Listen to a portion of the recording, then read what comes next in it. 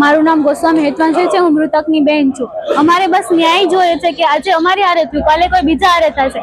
એક માનવતાના નિમિત્તે અમારે બધાને એક વસ્તુ શીખવાડવી છે કે તમે ન્યાય માટે લડી શકો છો, તો શું કામ લડતા નથી? આ હોસ્પિટલમાં કેટલા કેસ બન્યા છે આવા, આ કોઈ પ્રથમ કેસ નથી। તો અમારે બસ એક ન્યાયની માંગણી હારે અમે કલેક્ટર ઓફિસે આવ્યા છીએ કે અમને બધા કર્મચારીઓ થઈને ન્યાય અપાવે।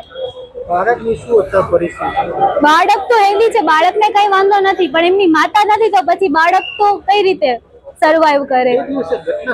એ દિવસે ઘટનામાં એવું હતું કે મારી બેનને પ્રેગ્નન્સી ટાઈમે 2 ટ્વિન્સ ચાઇલ્ડ હોય છે અને એમના સી સેક્શનમાં એમને લઈ જાય છે। જ્યારે લઈ જાય છે ને ત્યારે એ પૂરેપૂરી તંદુરસ્ત રીતે અંદર જાય છે, પણ બહાર આવે છે ત્યારે એનો મૃતદેહ બહાર આવે છે અને અમને 2-3 કલાક પછી જાણ કરવામાં આવે છે કે તમારું જે પેશન્ટ છે એ નથી રહ્યું, એમનું મૃત્યુ થઈ ગયું છે, એમનું હૃદય બેસી ગયું છે। આટલી બેદરકારી છે કે અમને અમારી ફાઇલ આપવામાં નથી આવતી, અમને આ સીસીટીવી ફૂટેજ નથી બતાવવામાં આવતા, અમને કોઈ પેશન્ટ છે એમના થંબ લેવામાં આવે છે, અંગૂઠા છાપ લેવામાં, ફિંગરપ્રિન્ટ લે છે। આટલી બેદરકારી છે આ હોસ્પિટલ વાળાની, તો એમના સામે કડકથી પગલાં લેવાય અને અમારી બેનને ન્યાય મળે।